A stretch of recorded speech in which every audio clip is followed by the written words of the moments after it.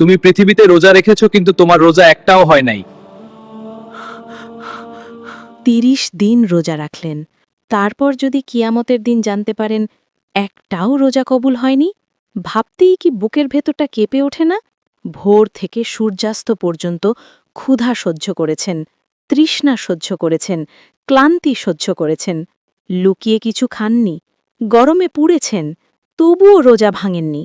কিন্তু মাস শেষে যদি ফলাফল হয় আপনি শুধু ক্ষুধার্তই ছিলেন, সওয়াব কিছুই পাননি।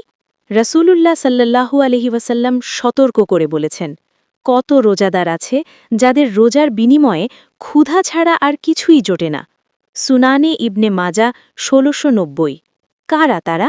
রাসূলুল্লাহ সাল্লাল্লাহু আলাইহি ওয়াসাল্লাম আরও বলেছেন, যে ব্যক্তি মিথ্যা বলা ও সে অনুযায়ী আমল বর্জন করেনি, তারে পানাহার পরিত্যাগ করায় আল্লাহর কোনো প্রয়োজন নেই।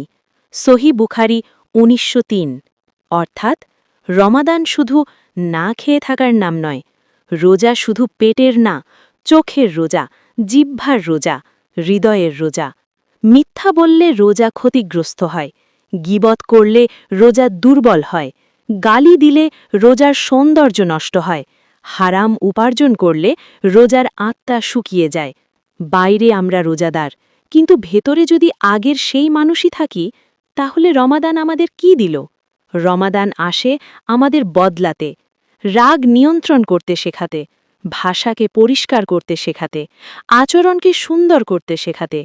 রাসূলুল্লাহ সাল্লাল্লাহু আলাইহি ওয়াসাল্লাম বলেন, যে ব্যক্তি তার চরিত্রকে সৌন্দর্যমণ্ডিত করেছে, আমি তার জন্য জান্নাতের সর্বোচ্চ স্থানে একটি ঘরের জিম্মাদার।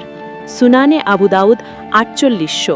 একটু ভাবুন, জান্নাতের সর্বোচ্চ স্থানে একটি ঘর শুধু সুন্দর চরিত্রের জন্য। তাহলে এই রমাদানে আমাদের লক্ষ্য কি? শুধু ক্ষুধা না, শুধু সেহরি ইফতার না, শুধু তারাবি না, বরং মিথ্যা ত্যাগ, গীবত ত্যাগ, অন্যায় ত্যাগ, রাগ নিয়ন্ত্রণ, নম্রতা ও দয়া। যেন রমাদান শেষে আমরা শুধু রোজাদার না, বরং আল্লাহর প্রিয় বান্দা হয়ে উঠি। কারণ ক্ষুধা কয়েক ঘণ্টার, কিন্তু কবুল হওয়া রোজার পুরস্কার চিরকালের। ভিডিওটি যদি আপনার হৃদয়ে ছুঁয়ে যায়, তাহলে এখনই লাইক দিন। ইসলামিক রিমাইন্ডার পেতে চ্যানেলটি সাবস্ক্রাইব করুন। সওয়াবের নিয়তে ভিডিওটি শেয়ার করে দিন। কমেন্টে লিখুন আলহামদুলিল্লাহ। আসুন এই রমাদান থেকেই বদলে যাই।